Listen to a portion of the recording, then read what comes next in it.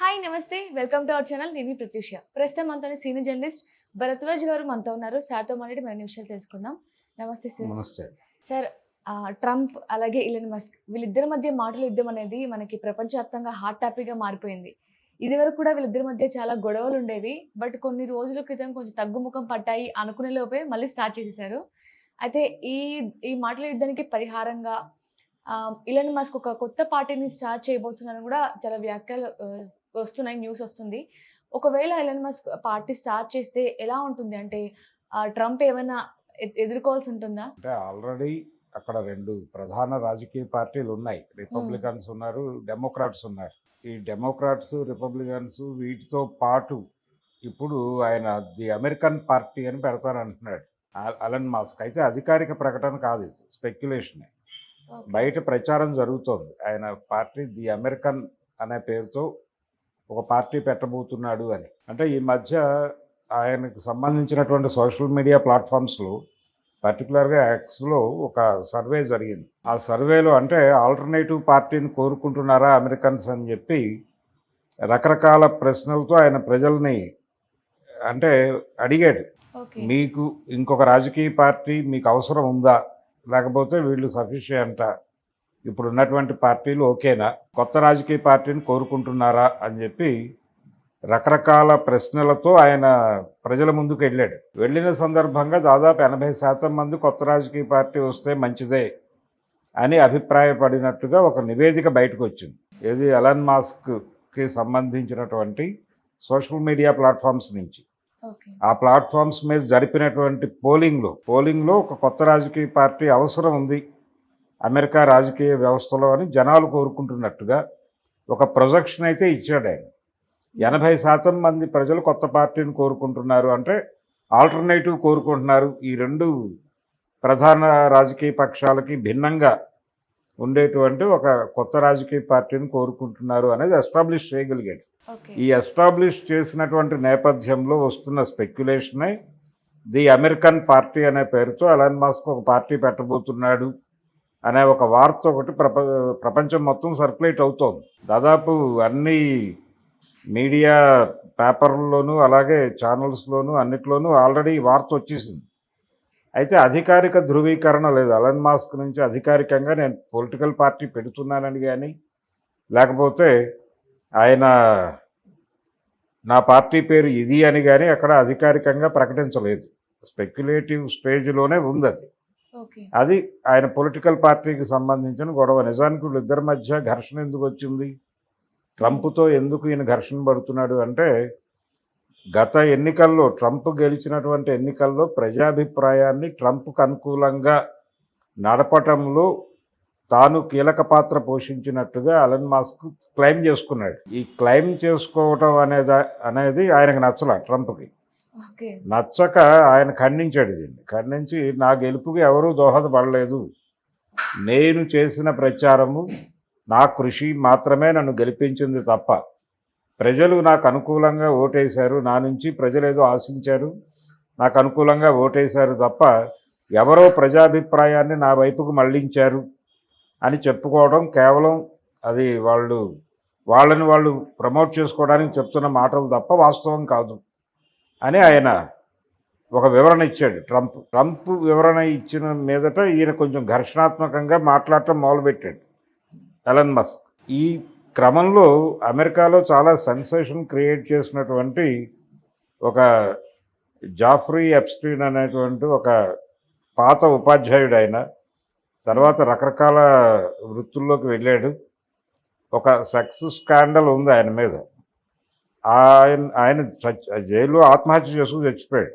అయితే ఆ కేసు, ఆ టోటల్ ఎపిసోడ్ వెనకాల ట్రంప్ పాత్ర ఉంది అనేది ఎస్టాబ్లిష్ చేస్తూ కొన్ని వార్తలు ఈయనకు సంబంధించినటువంటి ప్లాట్ఫామ్స్ మీద సర్క్యులేట్ అవుతున్నాయి. అంటే ట్రంప్ని టార్గెట్ చేయటం అనే కార్యక్రమం మొదలుపెట్టేశాడు ఎలన్ మస్క్ అనేది ప్రపంచానికి అర్థమైంది ఈ ఎపిసోడ్ నుంచి. ఈ సెక్స్ స్కాండల్లో ఇరుక్కుని ఆత్మహత్య చేసుకున్నటువంటి ఆ పాత ఉపాధ్యాయుడి తాలూకా కేసులో ఈయన పాత్ర ఉంది అని ఒక పుకారు పుట్టించడంలో ఆయన మొదలుపెట్టాడు, క్యాంపెయినింగ్ మొదలుపెట్టాడు. ట్రంప్ వ్యతిరేక క్యాంపెయినింగ్ అనేది మొదలైంది మస్క్ నుంచి అనేది ప్రపంచానికి అర్థమైంది. ఈ అర్థమవుతున్న టైంలో తను కూడా మస్క్ని ఎలా కంట్రోల్ చేయాలి అనేది ఆయన వ్యూహాలు ఆయన పన్నుతున్నాడు ట్రంప్. అయితే ఎలన్ మస్క్ ఉన్నటువంటి ప్రధానమైన అడ్వాంటేజ్ ఏంటంటే ప్రస్తుతం ఆర్టిఫిషియల్ ఇంటెలిజెన్స్ మీద ప్రపంచం నడుస్తోంది అనేది ఒక దృఢమైనటువంటి నమ్మకంతో ఉన్నాడు తను. ఏఐ అనేది తన క్రియేషన్, అలాగే తన కంట్రోల్లో నడుస్తోంది దీనికి సంబంధించిన వ్యవస్థలన్నీ. కాబట్టి నేను ప్రపంచాన్ని శాసించగలను అనే దాకా ఆయన అభిప్రాయాలు వెడుతున్నాయి. అంటే ప్రపంచపు అగ్రదేశంగా అమెరికా ఉంది, తను అమెరికాని మించినటువంటి స్థాయిలో ఉన్నట్టుగా అనుకుంటున్నాడా అనేది ఒక డౌట్. అంటే మొత్తం అన్ని వ్యవస్థల్ని ప్రస్తుతం ఏఐ కంట్రోల్లోకి తీసుకుంటోంది. ప్రతి చోట ఏఐ అవసరం పడుతోంది. అంటే నిఘా విభాగాల దగ్గర నుంచి మొదలు పెడితే జనాలు ఏం ఆలోచిస్తున్నారు, ఏం కోరుకుంటున్నారు, వాళ్ళ అభిరుచులు ఏమిటి అనేది తెలుసుకోవటం ఆర్టిఫిషియల్ ఇంటెలిజెన్స్ ద్వారానే సాధ్యం. మార్కెట్ దాని మీదే ఆధారపడి నడుస్తోంది. ఇది ఒక దశ వరకు. ఇప్పుడు సెకండ్ ఫేజ్లోకి ఎంటర్ అవుతోంది. సెకండ్ ఫేజ్లోకి ఎంటర్ అవ్వటం అంటే ప్రజలు ఏది కోరుకుంటున్నారో అది సర్వ్ చేయటం కాదు, ప్రజలు ఏం కోరుకోవాలో కూడా వీళ్ళే చెప్పడం. అంటే ఒకళ్ళకి ఇడ్లీ ఇష్టం ఉంటుంది, వాళ్ళకి ఇడ్లీ ఇష్టము అనే విషయం తెలుసుకుని మంచి ఇడ్లీ ఎక్కడ దొరుకుతుంది మీరున్న ప్రాంతంలో అనేది తెలియజేస్తారు.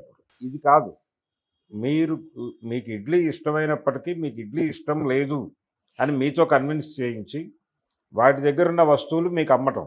అంటే మీకు వారి దగ్గర పిజ్జా ఉంటే పిజ్జా మీకు ఇష్టం, లేకపోతే మిరపకాయ బజ్జీలు ఉంటే మిరపకాయ బజ్జీలు మీకు ఇష్టం అని బ్రెయిన్స్ని కంట్రోల్లోకి తీసుకుని వ్యాపారం నడిపే స్థాయికి ఒక ప్రయోగం జరుగుతోంది. ఈ దశలో టోటల్ మార్కెట్ వ్యాపారము మొత్తం నా కంట్రోల్లో ఉంది కాబట్టి మార్కెట్ని నేను శాసించగలను అనేటువంటి ఒక కాన్ఫిడెన్స్ ఎలన్ మస్క్లో పెరుగుతోంది. ఈ పెరుగుతున్న క్రమంలో అన్ని విధాల కంట్రోలు తన చేతిలోకి తీసుకునేటువంటి ఒక ప్రయత్నం అంటే అధికారిక సమాచారం కాదు ఇది. ట్రంప్ సీరియస్గా ఇంకో పొలిటికల్ పార్టీ వస్తుందని మాట్లాడటం లేదు, ఎలన్ మస్క్ కూడా మాట్లాడటం లేదు. కానీ బయట జరుగుతున్నటువంటి స్పెక్యులేషన్స్, వాళ్ళ యాక్టివిటీసు, వీళ్ళ కదలికల్ని బట్టి మనకు అనిపిస్తున్న విషయం. సరే, ఒకవేళ నిజంగానే ఇప్పుడు మస్క్ ఒక పార్టీ పెడితే ఎలా ఉంటుందంటే ఆయన హ్యాండిల్ చేయగలరంటారా? అంటే ఇప్పుడు ఆయన చెప్తున్నటువంటి 80% మంది ప్రజలు కోరుకుంటున్నారు, 80% మంది అమెరికన్స్ ఒక ఆల్టర్నేటివ్ కోరుకుంటున్నారు అని చెప్పేశారు ఆల్రెడీ. ఈ 80% మంది నిజంగానే కోరుకున్నారా లేకపోతే వీళ్ళు క్రియేట్ చేశారా అనేది కూడా ఒక సందేహం. అంటే ప్రజాభిప్రాయాన్ని పోగు చేయటం అనేది ఒక కళగా అభ్యసించారు. నేను ఇందాక చెప్పాను, అంటే ప్రజల రుచులు అభిరుచులు తెలుసుకోవడంతో మొదలై ప్రజలు ఏం కోరుకోవాలో కూడా వీళ్ళే డిసైడ్ చేసి వాళ్ళ బ్రెయిన్లోకి ఎక్కించేటువంటి ఒక ప్రయత్నం జరుగుతోంది. ఈ డ్రైవ్ అంటే విస్పరింగ్ క్యాంపెయిన్ అంటారు. విస్పరింగ్ క్యాంపెయిన్ అంటే గుసగుసల ప్రచారం, క్యారెక్టర్ అసాసినేషన్. ఎవరినైనా టార్గెట్ చేస్తే వాళ్ళ క్యారెక్టర్ అసాసినేట్ చేయటానికి అందులో భాగంగానే ఇప్పుడు ఈ జఫ్రీ కేసు పట్టుకొచ్చాడు ఆయన. ఆ జఫ్రీ కేసు ప్రపంచవ్యాప్తంగా చాలా ప్రఖ్యాతి పొందినటువంటి వ్యవహారం. అది మైనర్ బాలికల మీద వాళ్ళ మీద లైంగిక వేధింపుల గొడవ. కాబట్టి ఆ కేసులో ట్రంప్ పాత్ర ఉంది అని చెప్పడం ద్వారా ట్రంప్ స్థాయిని దిగజార్చడం. ఇలాంటి కార్యక్రమాలు ఎందుకు మొదలు పెడతాడు ఈయన అంటే ఈయనకేదో ఒక పొలిటికల్ ఏరియాలో ఒక గోల్ ఉంది. అంటే పొలిటికల్ ఏరియాలో తన ఉనికి చాటుకోవాలనుకుంటున్నాడు ఎలన్ మస్క్. అందుకని ది అమెరికన్ పార్టీ అనే పేరుతో ఒక పొలిటికల్ పార్టీ పెడతాడనే వార్త ఇప్పుడు ఆల్రెడీ సర్క్యులేషన్లోకి వచ్చేసింది. అంటే ఆయన చెప్పకుండా రాదు. సో ఇది గట్టి థ్రెట్ ఇవ్వగలను, నేను ప్రజాభిప్రాయాన్ని నేను మౌల్డ్ చేయగలను. ట్రంప్ని లేకపోతే అమెరికాలో ఉన్నటువంటి ప్రస్తుత రాజకీయ వ్యవస్థలన్నింటినీ, వాటి డొల్లతనాలని, వీటన్నిటినీ కూడా ఎఫెక్టివ్గా ప్రపంచం ముందుకు తీసుకెళ్ళి వాళ్ళందరూ ఎందుకు పనికిరాని వాళ్ళు, చాలా దుర్మార్గాలు చేశారు అని ఎస్టాబ్లిష్ చేయడానికి అతని చేతిలో ఒక యంత్రం ఉంది. అతని చేతిలో ఏఐ అనేటువంటి ఒక పరికరం ఉంది. ఆ పరికరం వాడి వీళ్ళందరినీ భ్రష్టు పట్టించి తన పార్టీని ముందుకు నడిపించగలడు అని ఒక హింట్ ఇచ్చాడు. 80% మంది కొత్త పార్టీని కోరుకుంటున్నారు అని చెప్పడం ద్వారా. కాబట్టి పవర్ఫుల్ శత్రువుగా తయారవుతాడు అసలు ట్రంప్కి. ఓకే. ట్రంప్కే కాదు, అసలు అమెరికాలో ఉన్నటువంటి రెండు ప్రధానంగా ఉన్నటువంటి రెండు రాజకీయ పక్షాలకి భిన్నమైనటువంటి ఒక ఆల్టర్నేటివ్గా తను ఎమర్జ్ అయ్యటానికి అవకాశం అయితే ఉంది. ఓకే. దానికి సంబంధించిన శక్తి సామర్థ్యాలు ఉన్నాయి ఆయనకి. హ్మ్. అందుకని ట్రంప్ భయపడుతున్నాడు.